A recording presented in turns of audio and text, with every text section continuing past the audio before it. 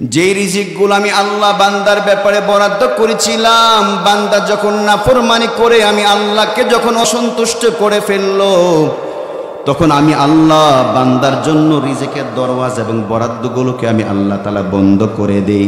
বান্দা তুমি কেন আমার সামনে নাফরমানি করলে? আমার রিজিক তুমি ভক্ষণ করো, আমার দেওয়া শ্বাস প্রশ্বাস তুমি গ্রহণ করো, আমার দেওয়া জান দিয়ে তুমি দুনিয়াতে চলাফেরা করো, এরপরও তুমি কেন নাফরমানি করলা? এই জন্য আমি আল্লাহর রিজিকের বরাদ্দ থেকে তোমাকে বঞ্চিত করে দিলাম। নাউযুবিল্লাহ। এই হলো বান্দার গুনাহ করার কারণ 3 নম্বর শাস্তি। قال سبحانه وتعالى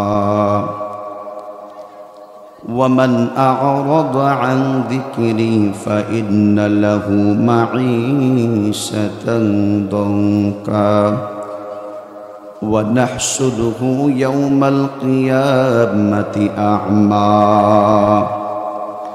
আল্লাহ পাক রব্বুল আলামিন বলেন, ওয়ামান আ'রাদা আন যিকরি ফাইন্না লাহু মাঈশাতান দনকা।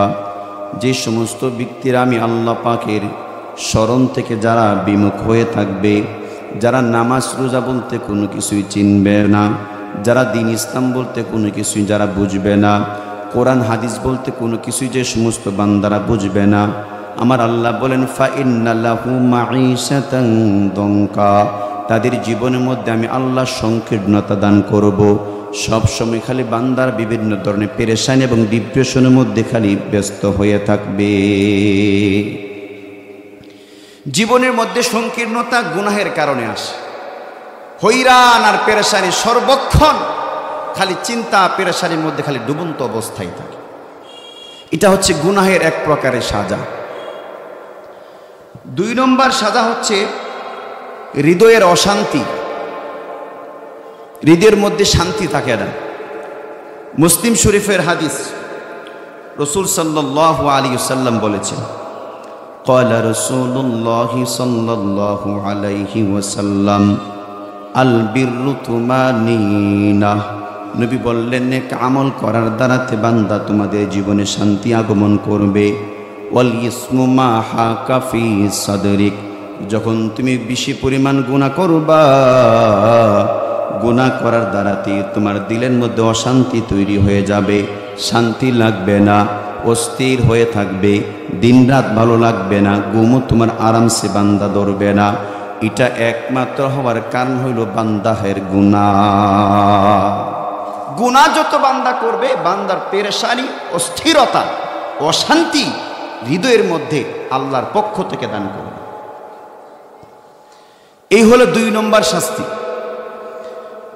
3 নম্বর শাস্তি হচ্ছে মুসলিম শরীফের হাদিস, ইবনে মাজার হাদিস 4022 নম্বর হাদিস।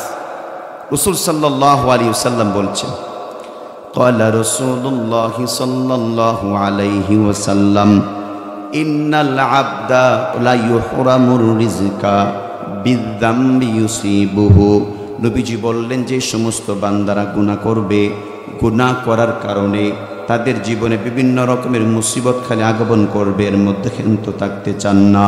বলে আমার আল্লাহর পক্ষ থেকে যে সমস্ত বান্দারা বেশি পরিমাণ গুনাহ করবে এবং নাফরমানি করবে, আমার আল্লাহ ইন্নাল আবদা লা ইউহরামুর রিজকা বিযামবি, গুনাহের কারণে অনেক প্রকারের নিয়ামত থেকে আমার আল্লাহ বান্দাকে বঞ্চিত করে দেন।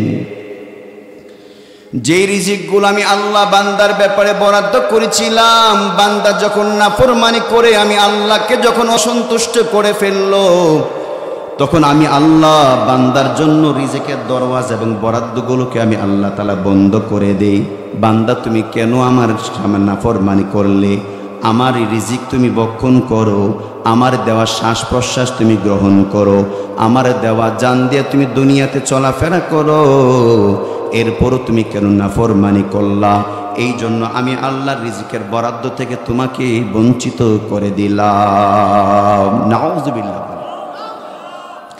এই হলো বান্দার গুনাহ করার কারণ 3 নম্বর শাস্তি।